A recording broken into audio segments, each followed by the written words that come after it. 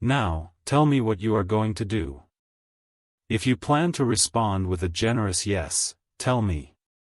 But if not, tell me plainly so I can figure out what to do next." Laban and Bethuel answered, "This is undeniably from God. We have no say in the matter, either yes or no. Rebekah is yours, take her and go, let her be the wife of your master's son, as God has made plain." When Abraham's servant heard their decision, he bowed in worship before God.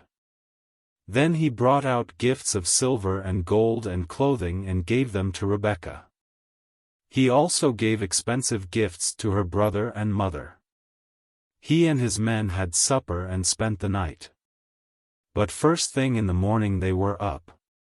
He said, "Send me back to my master." Her brother and mother said, "Let the girl stay a while, say another 10 days, and then go."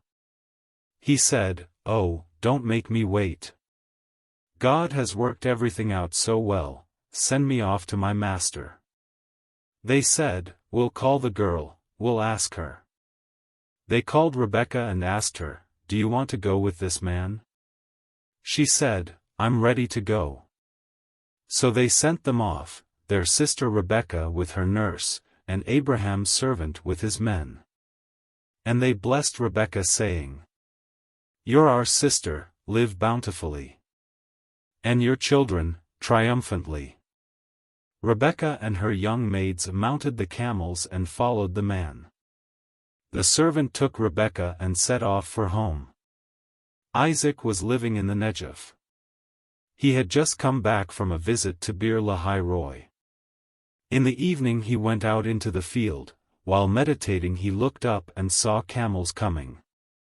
When Rebekah looked up and saw Isaac, she got down from her camel and asked the servant, "Who is that man out in the field coming toward us?" "That is my master." She took her veil and covered herself.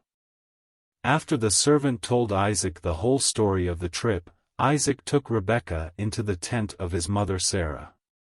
He married Rebekah and she became his wife and he loved her. So Isaac found comfort after his mother's death.